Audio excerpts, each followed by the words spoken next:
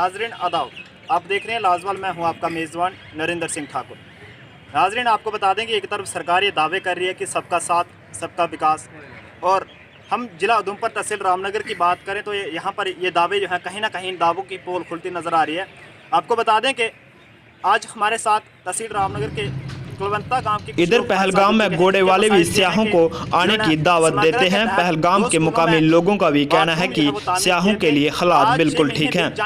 Bureau report, Anantnag से शाहिलाल। काम के जो पैसे थे वो वागुजार नहीं किए गए, जिसकी वजह से आए दिन में कहीं ना कहीं उनको भी जो है मुश्किलात का सामना करने के लिए मजबूर होना पड़ रहा है। तो नाजरीन आपको बता दें कि ये काम जो है वो ऑर्डर नंबर 19/117-120 उधमपुर के तहत जो है वो करवाया गया है।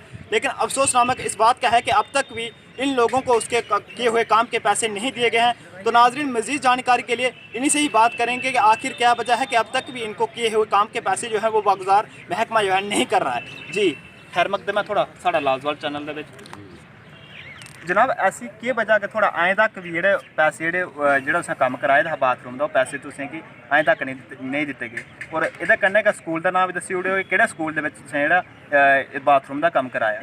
ये स्कूल साढ़ा जी प्राइमरी स्कूल दरगैन जी लड़ाना ग्रां च जी। ये असें कम्म कराए दा तकरीबन कोई 8 महीने होई गे ना।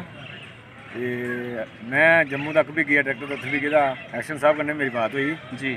ओह् आखा दे साढ़े कोल हाले तक कोई रिकार्ड नहीं पुज्जेआ जां कोई असें समझ लग्गी नहीं कि अस इन्ने पढ़े लिखे भी नहीं हो, तो कदें अग्गें पिच्छे घट गए कदें। एह्दे आस्तै सारे मैह्कमे में हैडमास्टर बी आखेआ, सीओ साहब कन्नै भी मेरी गल्ल हुई, प्रिंसीपल साहब कन्नै भी गल्ल हुई। आखा दे कोई साढ़ी समझ कोला बाहर है कम्म जां केह् समझ समझ लगी, असें पिंड टाल मोड़ा ही करदे सारे इ'यां। किन्ने दा करीब थोड़ा खर्चा है ये बाथरूम के ऊपर? तकरीबन पैह्लें लेखना तुस बनाओ बाथरूम गी, ते फिर अस एह्दा इस्टीमेट बनाइयै ते पैसे महाराज लब्भी जाङन तुसें 1.5 लक्ख। असें तकरीबन कोई 1.5 लक्ख रपेआ खर्चा कीता एह्दे उप्पर।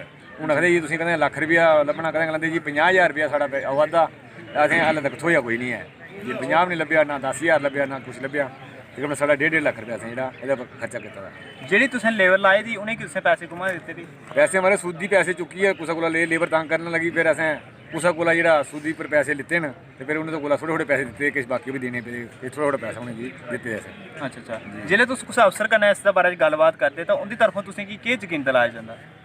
खास तो कोई यकीन नहीं दस्सेआ। मैं एक्शन कन्नै भी गल्ल हुई, ओह् लिखना पैह्लें जी सीओ साहब कन्नै गल्ल करो। असें जगह जगह सीओ साहब कोल मैं नहीं पुज्जी सकेआ, मगर टैलीफोन जरूर कीता उ'नेंगी। आखले होई गेआ साढ़े जी कोई डायरैक्टर दा साढ़ा सिस्टम है, कोई डायरैक्टर साहब एजुकेशन आह्ले बक्खरे न, कोई समग्र आह्ले अलग अलग जी। जेह्ड़े साढ़े डायरैक्टर न जेह्ड़े एह्दे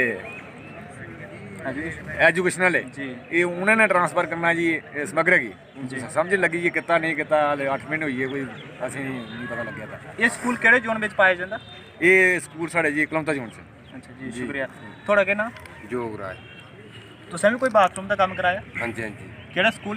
प्राइमरी स्कूल फाउंडरी। अच्छा, तुसें की उससे पैसे वगैरह मिले कोई? नहीं मिले ना। किन्ना चिर होई कम्म कराए दा? कोई होई 7-8 महीने होई। अच्छा। तुसें कीती कुसै अफसर कन्नै कोई गल्लबात? मैं नहीं कीती है। अच्छा, तुस केह् डिमांड करना चाहते हो उ'नें दा मैह्कमा कोला कि मेरे कोई पैसे वगैरह दित्ते जाने नहीं? हाँ पैसे दिते जाने जी। डिपार्टमेंट करने। अच्छा जी, शुक्रिया। तो नाजरीन जे थे हमारे साथ जिन लोगों ने समग्रा के तहत या वो बाथरूम बनवाए हैं, लेकिन अब तक भी उसके पैसे जो है वो महकमा वागुजार नहीं कर रहा है, और जिसकी वजह से इन लोगों ने किसी से उधार लेकर या बैंक से लोन लेकर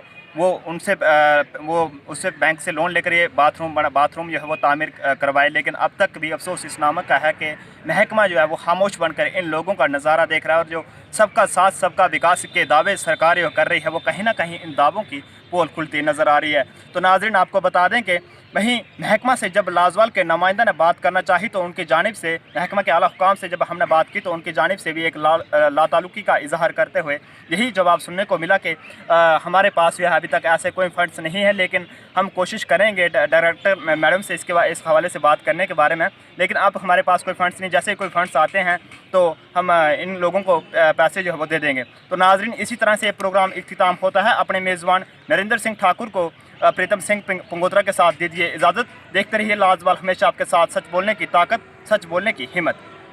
लाजवाल उर्दू न्यूज़ यूट्यूब चैनल को सब्सक्राइब जरूर करें और बेल आइकन पर क्लिक करें। बेल आइकन पर क्लिक करने से आपको ताज़ा तरीन खबरों की फौरी जानकारी मिलेगी।